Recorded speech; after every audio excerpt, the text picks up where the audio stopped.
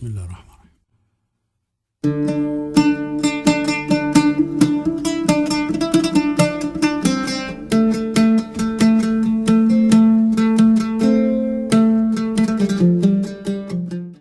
Salam, hello, bonjour. This is Adnan Hussein here on the Adnan Hussein Show and channel. I'm coming to you from Granada in Spain, where I've come for the International Islamophobia Studies and Research Association annual conference. It's the fourth such conference. The previous few were held in Bosnia, in Sarajevo last year. Prior to that, in Berkeley, California, at University of California. And the very first one began in Istanbul, Turkey. So I'm very excited to be attending what I consider one of the very best, most interesting conferences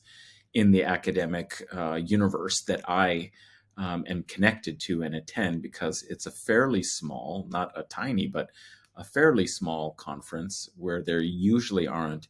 parallel sessions. So you get a chance, and in fact are even expected to attend all the presentations, engage in the discussion, and over the course of 2-3 days of full day sessions of short papers, lots of discussion, you really build up a real sense of where the field is at that point. And I always learn a tremendous amount. So if I get a chance, I hope to be able to talk with some colleagues on the record and record for you perhaps some conversations, discussions, remarks. But I came here directly from the Netherlands in Nijmegen at Radboud University, where I was invited to give a series of lectures, 2 lectures, and then participate on a panel. I could have given another lecture, but I thought it might be more interesting to engage in short remarks and then have some discussion. And I think I was right in that, because the panel that we organized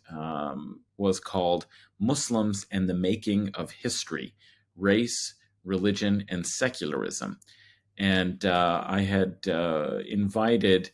a colleague, Dr. Chella Ward, whose ideas as a classicist, although she would hate to be described that way. In fact, I should say as somebody involved in critical ancient world studies, which is the direction that she and like-minded colleagues are taking their field,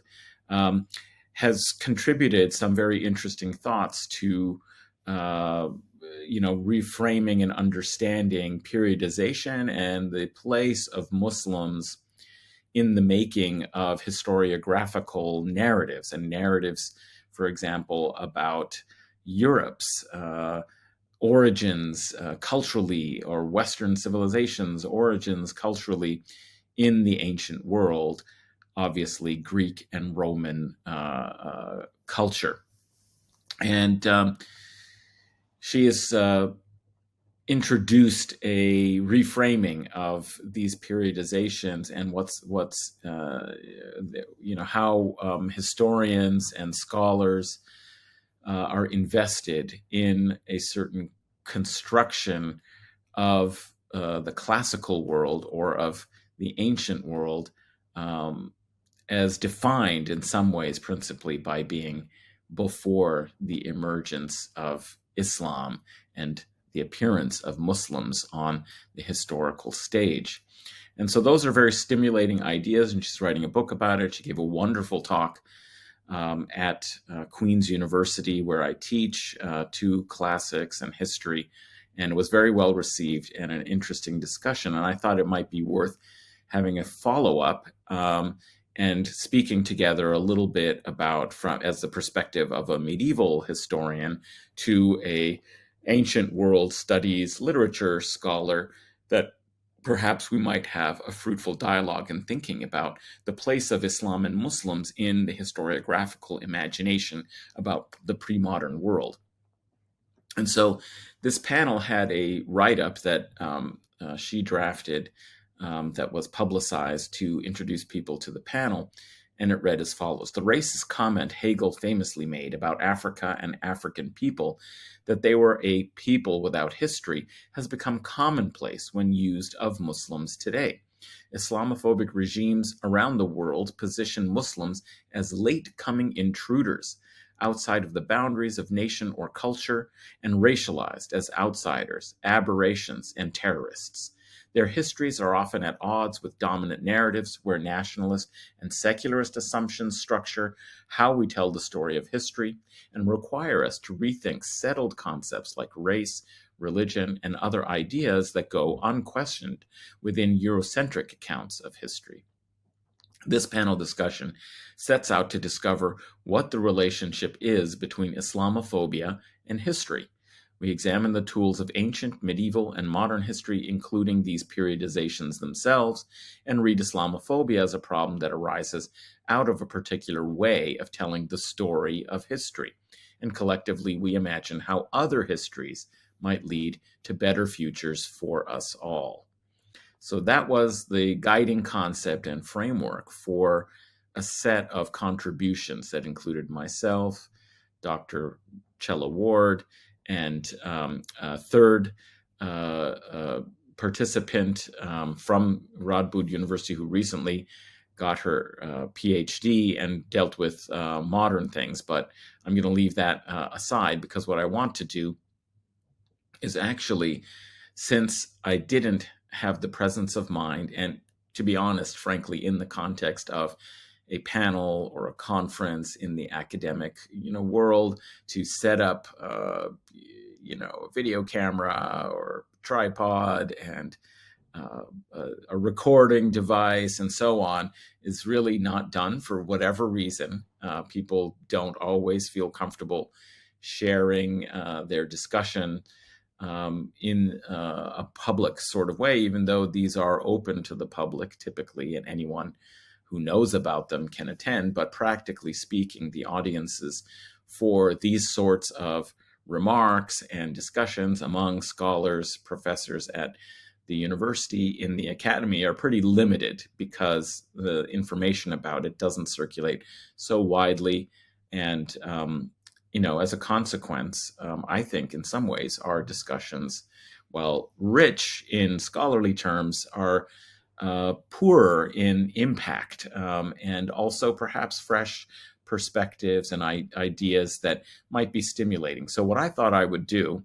is remedy the situation a little bit by at least giving you a resume of the main points and remarks that I made, at least in my opening discussion. So I was the first to go on the panel, and I delivered something like this. So the title of my presentation was "The Medieval Muslim: Historiographical Recursivities of White Supremacy."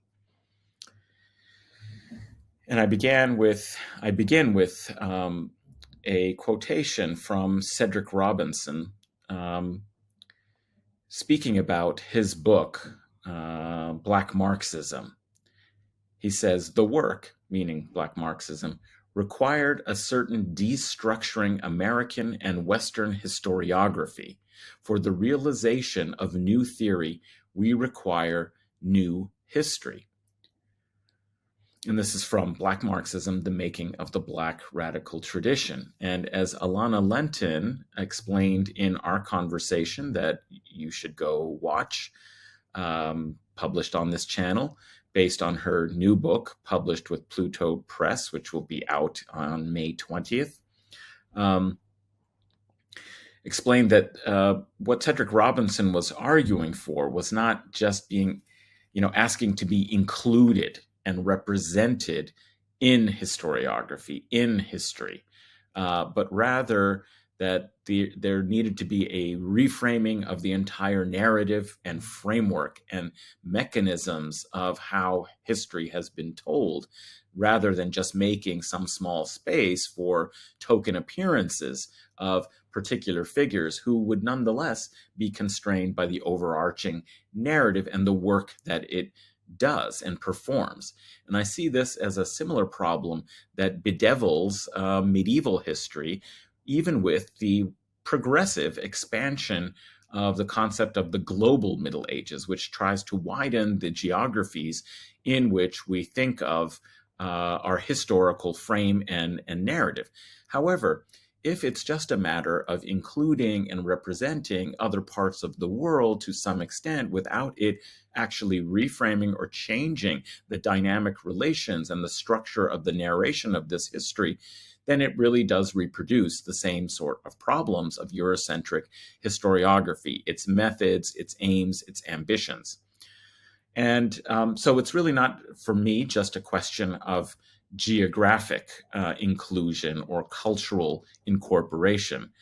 but rather to think about what a different kind of history might look like and how the encounter with Muslims and with Islams and Muslims, Muslimness could pose, has framed these narratives and could be investigated in such a way to reframe these narratives. So in other periods, like Dr. Chella Ward's, in the ancient world, it is the absence of the Muslim that is a defining kind of feature. What I wanted to do, of course, being a medievalist, is think about what the narratives are around Muslim presence when they appear in history. How does European and Eurocentric historiography frame this? And of course, one of the prime features is to fix Muslims, Islam and Muslims into the medieval. In fact, they are quintessentially the medieval people, and it is their appearance, as we'll come to see in a moment, that actually is seen to cause or create the medieval period. They are out of time, cannot be in modernity, or if they are in modernity, they are a medieval presence in modernity and therefore don't fit. They are in post-modernity, and perhaps post-modernity is a condition of the collapse of modernity that allows the Muslims to be present again in history, but on terms that are, of course, as a problem, posed as a problem and a threat, much as they were in the medieval period, that is, as the terrorist, the Muslim as terrorist. And there's always this discussion in contemporary, and certainly there were during the era of the global war on terrorism, where the entire liberal intelligentsia and Western establishment was obsessed with how to explain and understand the problem of Islam as a challenge to Western civilization, to the liberal order, to capitalism. Their sort of analysis revolved around the idea that Islam was still imprisoned as a religion of law, like Judaism had been, is, all sorts of ambiguities there, but unlike Christianity, that of course had superseded the religion of the law, as Paul, Apostle Paul said rather clearly, the letter killeth, but the spirit gives life. And it was a way of articulating a relationship between this new orientation, this new religion of Christianity, and the old religion, that of the Old Testament, the Old Covenant of Judaism, which was defined by its adherence to the letter of the law, to literalism and to legal understandings, whereas Christianity was offering a new, higher, deeper spiritual understanding that superseded the historical salvation narrative of Judaism, awaiting a Messiah who would restore Jews to their political, material kingdom and rule. And Christianity, of course, promised something different, that the Messiah had actually arrived, but had been a spiritual Messiah, that it was about the kingdom of heaven having arrived, right? So there was this kind of structuring about how religions of the law are superseded, or a religion of the law is superseded by a religion of the spirit. And then yet, in historical terms, how to explain the perturbing success and rapid spread, of the Islamic world, of this new religion, and of Muslim power, as they were known as the Saracens. This is a conundrum that needs to be understood and incorporated into not only salvation history from a kind of theological perspective, perhaps, but indeed historiographically in terms of understanding the role of Islam and Muslims in producing a new kind of historical narrative. So we could say also that one of the kinds of conditions of Islam being a religion of the law is that Islam is what prevents Muslims from being modern, right? Historiographically, the Muslim is coterminous and in fact synonymous with the medieval. Muslims are blamed for ending the era of antiquity, that is the ancient world, and creating the medieval, and thus also are then imprisoned in the medieval and refuse modernity. And so it's very important and interesting to see the way in which different temporalities and different periods of history are in some sense defined for Muslims by their absence, by their medievalizing presence, and then their inability to change or grow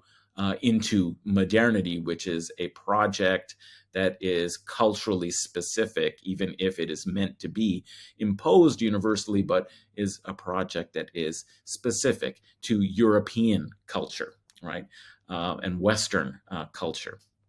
Now, this idea of Muslimness, preventing modernity, is something that you see in a remark that Henri Pirenne makes in his famous book, Mahomet et Charlemagne, Muhammad and Charlemagne, where he even remarks that, in the context of his thesis, that it was Islam that prevented the assimilation of the Muslims, of the Arab Muslim conquerors of the Eastern Mediterranean and North Africa, into Romanitas, into Romanness, that like a previous barbarian people, the Germans, who came and overwhelmed the western part of the Roman Empire and the western part of the Mediterranean, they themselves, unlike some of the usual historiographical narratives, like, say, Edward Gibbon's, that blame the fall of Rome and the end of antiquity on the Germanic tribes. According to Pirenne, those barbarians actually didn't really disrupt the fundamental structures and character of the ancient Mediterranean world and its unity, that they, as barbarians, recognized the superiority of the settled civilization around the Mediterranean of classical antiquity, of Romanitas, and that they adopted titles and the religion, Christianity, of the Romans whom they encountered, and that they wanted to assimilate themselves within the civilization and culture. So they did not come and replace it. They had nothing. He says, somebody who served in a German prison camp during World War I, so he might have had some of his own personal nationalistic resentments against the Germans, but he argues that they came and brought relatively little that could prevent them, or that could replace Roman culture and civilization of antiquity, and recognized its superiority. They didn't have something that would prevent them from recognizing that they should try to become Romans. And so his argument is that they were on the path to Romanizing, and that there was a period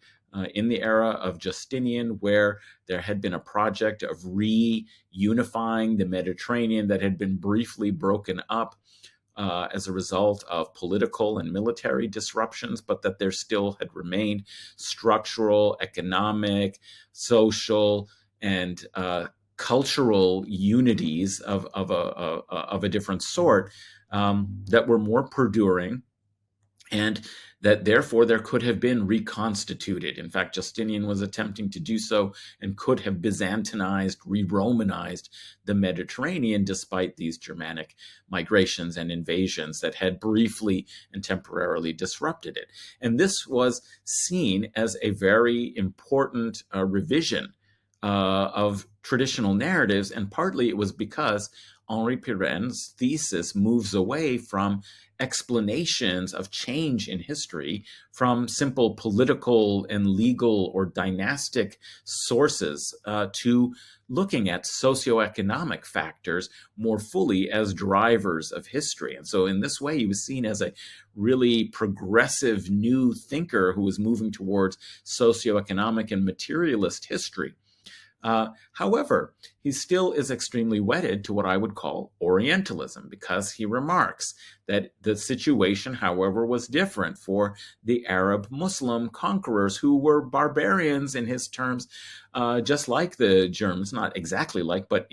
analogous to the Germans. But they did not realize and they didn't value the ancient world. They didn't recognize that they were inferior and that there was a superior, more advanced culture and civilization to which they should assimilate and aspire, because they had a competing religion, Islam, and its laws that prevented them from becoming assimilated into the world, the ancient world, and therefore they disrupted it. And he makes a remark that even today, wherever there are Muslims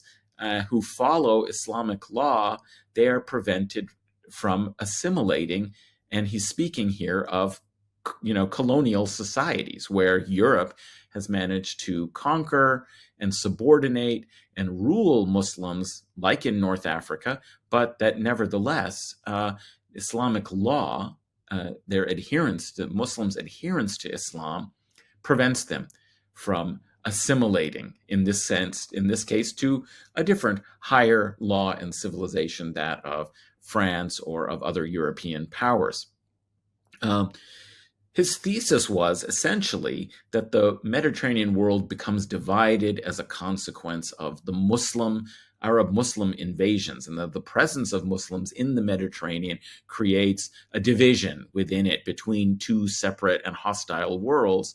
and that as a consequence, and he argues that it is the most consequential event that happens in the history of the West since the Punic Wars, which is, of course, the series of wars that were decisively won eventually by Rome over Carthage, right? And that the character and disposition of the Mediterranean world and of the West was founded on its control over the Mediterranean and defeat of the great rival of Carthage. And he argues that the second most important thing that happened in the history of the West is the birth of Europe on the path of a divided Mediterranean world in the direction of the Carolingian empire. And so he says, without Muhammad, meaning Islam and Muslims and their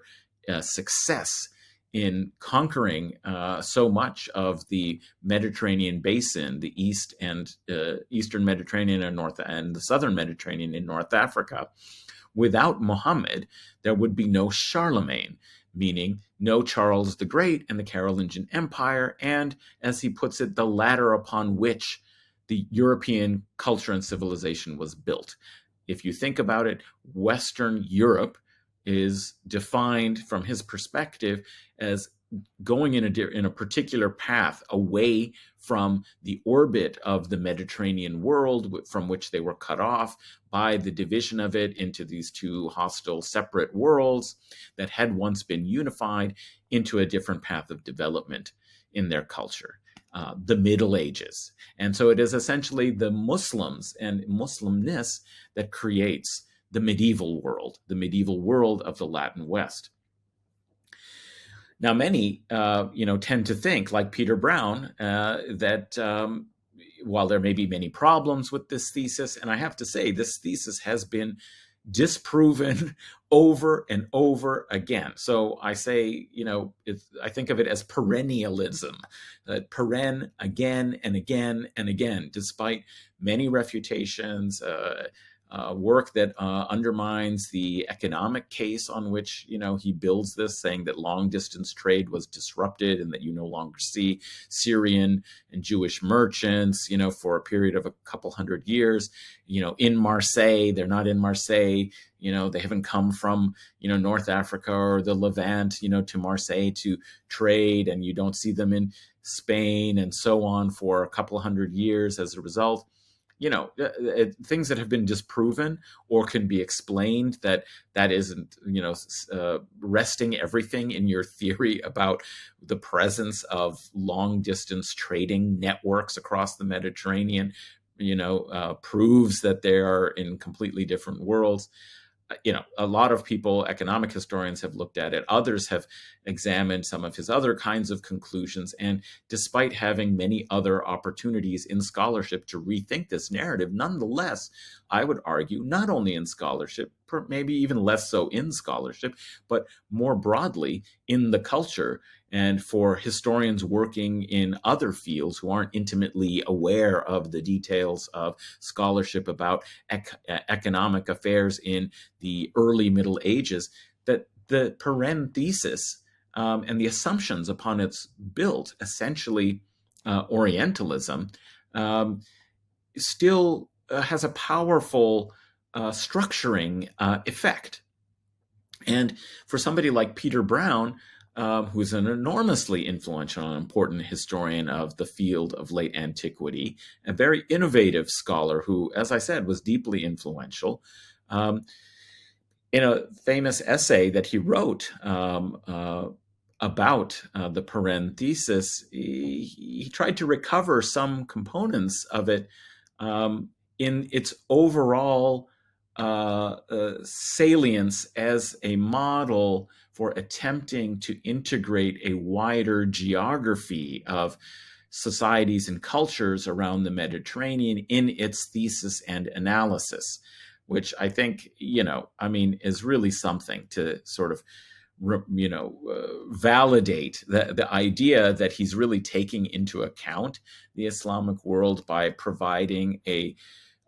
caricature that blames the presence of Islam and Muslims and their hostility towards the societies and cultures they encountered, and the impermeable barrier between them and those societies that ultimately, over time, were shifted and changed in their image and away from their classical and ancient roots, and an impermeable boundary between parts of the Mediterranean that now could no longer be in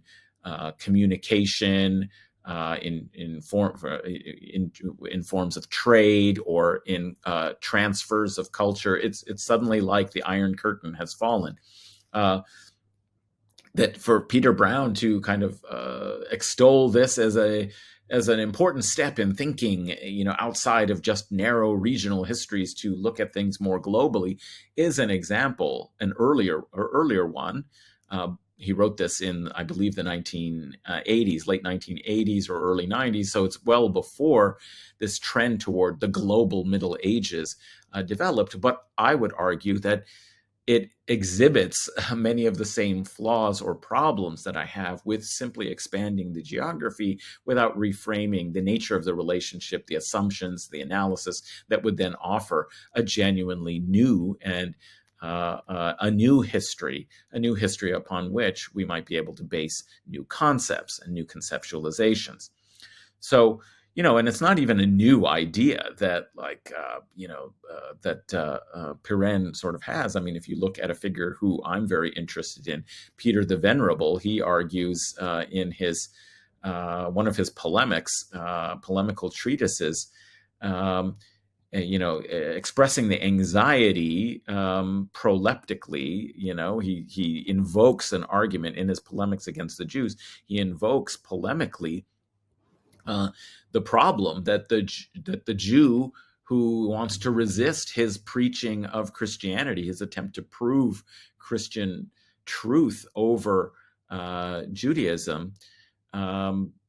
might say, well, what about Islam? Like, if you're, the true religion, and you've superseded Judaism, well, what about Islam? They're spread, widely, and they are a major power, and of course during this period might be seen as wealthier, more technologically and scientifically advanced. And so Peter the Venerable really does expatiate upon this in an anxious sort of way, argues that yes, indeed, it is really a danger. We need, in making the case for the need for a polemic against Islam, which he ends up writing as well, he argues that Islam has spread to 3/4 of the world, and they haven't even left the continent of Europe to the Christians who are embattled and have part of the territory of Europe, meaning Iberia, under Muslim rule during the period when he's writing, which is in the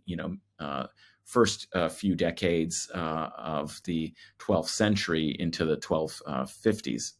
is probably when he wrote some of these remarks, in the late 1140s or early 1150s. So this is a kind of concern and obsession about the coming of Islam, the spread of it geographically widely in the world, and then this has to be explained. So usually the explanations emerge out of Christian polemic, that Islam is a religion that was just spread by the sword, so it's only violence that has imposed itself so thoroughly and fully across North Africa into, the Eastern Mediterranean and beyond. And the other is that it is a religion of the law that weakens or lessens and therefore indulges the physical, appetites, and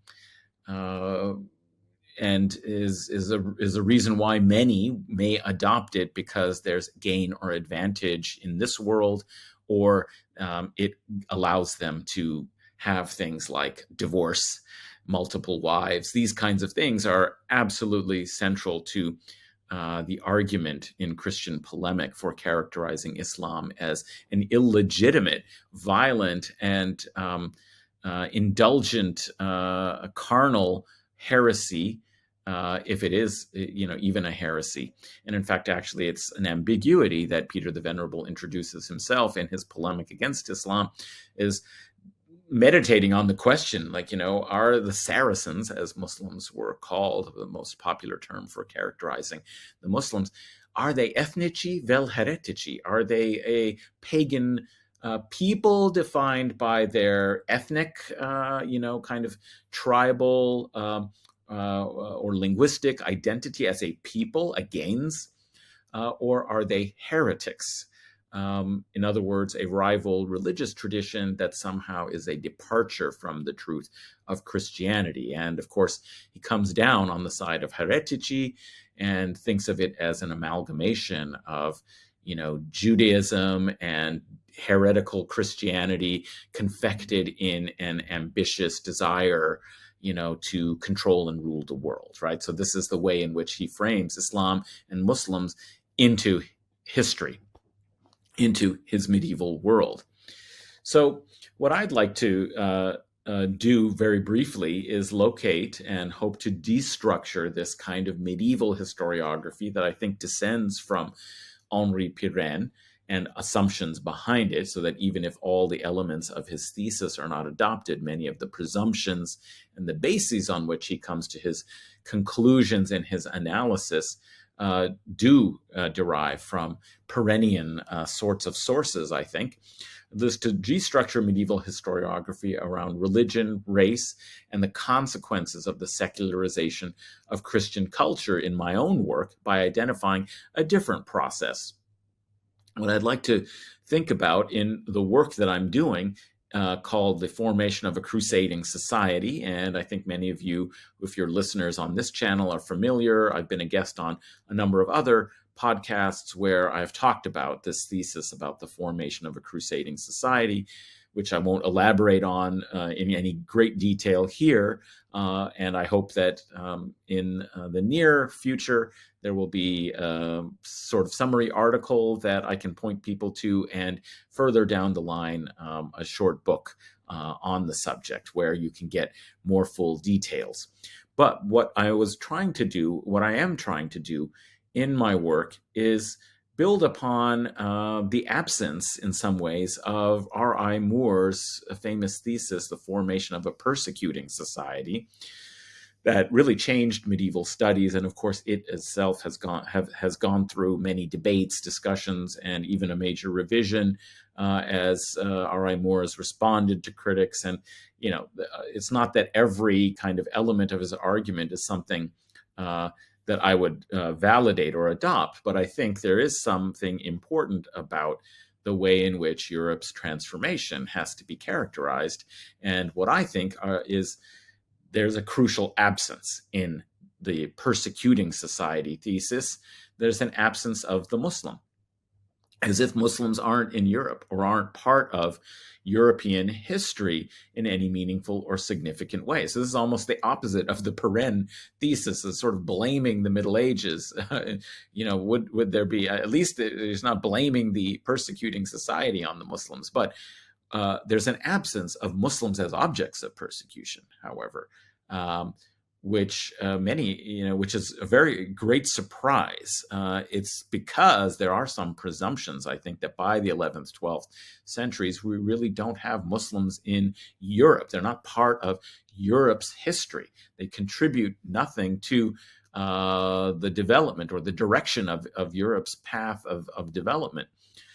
Instead, there's a look at internal causes and conditions deriving from classics of, you might say, Western social theory, Western social concepts, whether it's Durkheim or Max Weber or Michel Foucault. There is this kind of understanding of the marginalization and the making of heresy, the transformation of European society's relationships to Jews, religious minorities, and the production of moral panics around the leper and others carrying disease as a need to structure society to protect it from the dangerous elements of the spread of disease and of prostitution. So you can see that it's basically retailing the list of objects of persecution that the R.I. Moore thesis, the formation of a persecuting society, suggests were produced by a certain orientation within the process of making states and forming centralized governments that used the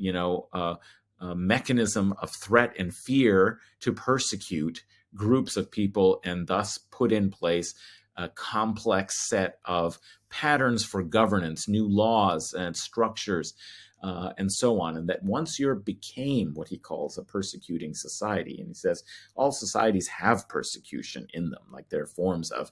hierarchy and abuse of others. But there's a difference between societies with persecution, which are common, and persecuting societies that are not so common, that emerge historically in certain times and places,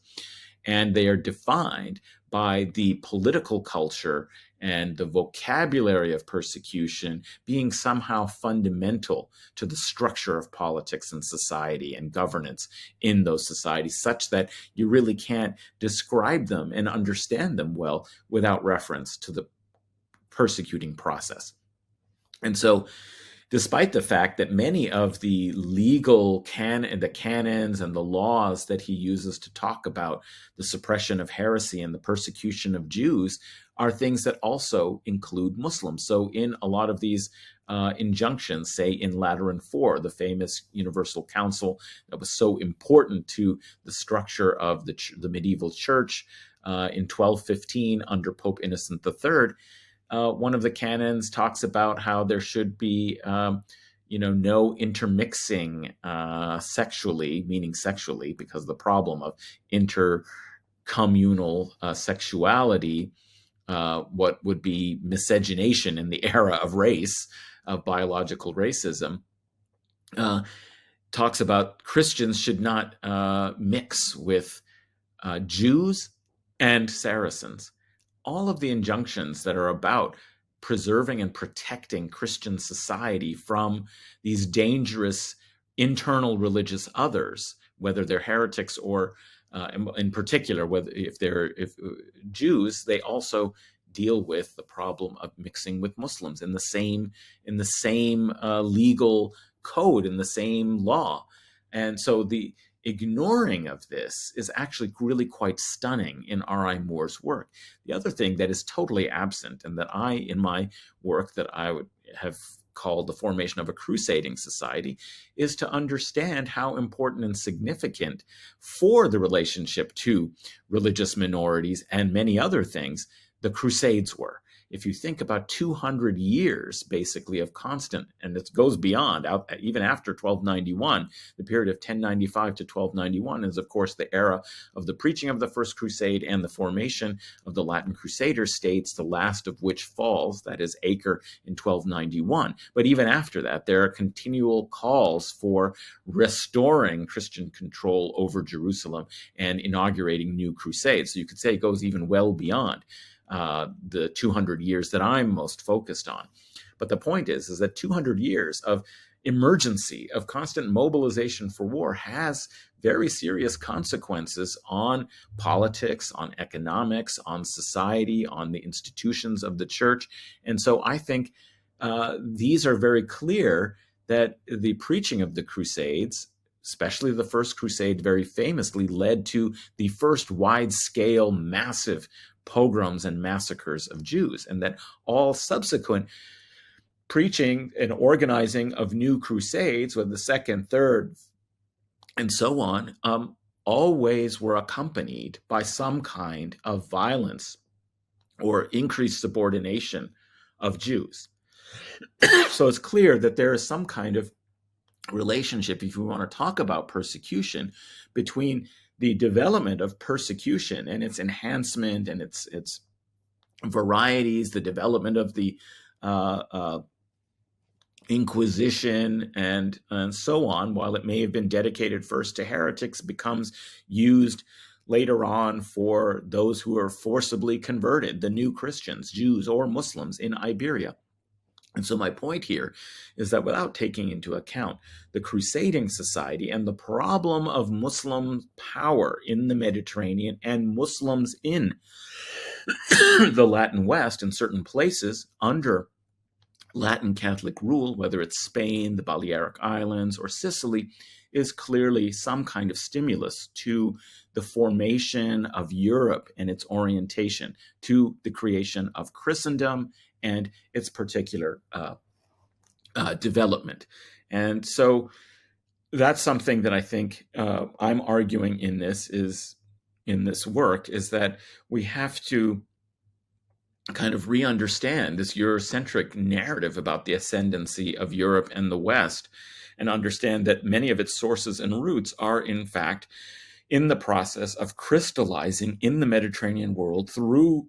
crusade and other kinds of mobilization, the practices of slave trading, formation of plantation societies, settler colonialism, racial capitalism, and ultimately white supremacy, is that you have to see its roots in this period. And that's what I think the Crysading Society as a concept and as a historical object can help us understand. So coming back to the larger problem that we began with, which is destructuring historiographies, thinking about Muslims in the making of history around kind of the concepts of race, religion, and secularism, I do want to just conclude here by arguing that to Alana Lentin's very important work, and I hope everyone goes and listens to that conversation that I had. She had a wonderful analysis, and it was very stimulating to have that conversation with her, but also go read the book, The New Racial Regime, Recalibrations of White Supremacy. What I would say to the point or the argument that you need a longer durée, something that we were talking about in our conversation together, the longer durée perspective on the forms in which race has manifested as a mechanism and mode of exclusion and of subordination, of hierarchy in capitalist societies and pre-capitalist societies. They take different kinds of forms. I would argue that what we really need to do is expand the frame of our history for this longue durée history, at least to include not just 1492, as so many people do, as a source for the beginnings of the forcible conversions, the Christianization of the Iberian Peninsula, which just made it necessary to move the form of difference from the religious identity to some other kind of layer of ethnic culture and then later racial, proto-racial ideas with the purity of blood legislation and regulations that made a hierarchy between those who were considered new Christians, that is, they had genealogical roots to Jews and Muslims who had been converted, no matter how long in the past, versus old Christians who could trace their lineage back to being Christian before the presence of the Muslims in the Iberian Peninsula in particular, I would argue. That as a result, that is a transformation that most scholars have looked to as crucial in the development of a racial regime, 1492. I would argue we need to push it further back because it opens up seeing and understanding different manifestations of these forms of exclusion that are religio-racial, ethnici vel heretici, the religio-racial regime, I would suggest, so that we can see and understand how it is that a white Christian secular kind of sensibility in the modern is a recalibration of white supremacy, of Christian supremacy, of white supremacy, of Western supremacy, and that it has successfully recalibrated itself through manipulations of religious difference, ethnic and racial difference in the transformations from medieval to modern. Lastly, in the final chapter, Lana Lenton proposed that we might issue, referring to statements made by Cedric Robinson in his work, she returns to it and commenting on it, proposed that we must eschew the meanings of things designed by the racial regime and find the collective strength to assert humanity indivisible from the collective relation. I agree. I think that understanding the place of the medieval Muslim is a good point from which to start. Thanks very much. I hope you enjoyed getting a resume of some of the remarks that I made in this presentation to the panel on Muslims and the Making of History, Race, Religion, and Secularism. My work here I was offering was called The Medieval Muslim, Historiographical Recursivities of White Supremacy. I hope it'll come out in print, or at least on my Substack and Patreon, so that you can read it. But at least you have this kind of an account of discussion that we had. I wanted to make it available early in a broader form. I hope you found it interesting and useful. And of course, I do want to ask you to subscribe to the YouTube channel, subscribe to the podcast, like and review if you can. Share it on your social media with colleagues and friends who you think might be interested in these kinds of historical analyses, reflections on religion and upon global affairs.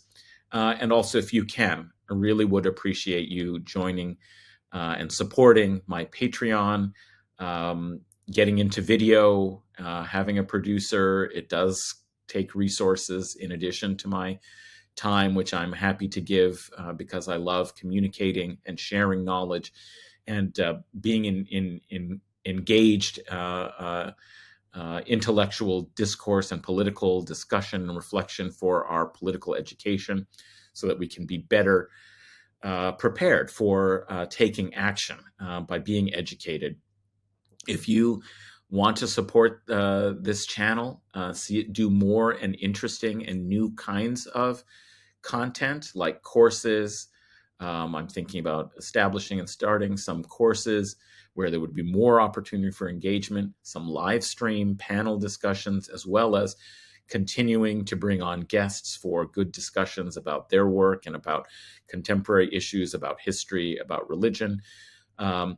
I'm also interested in starting a series with a colleague on the 99 names of God to give a window into the ways in which Muslim spiritual traditions, Sufism, Muslim mysticism can and are being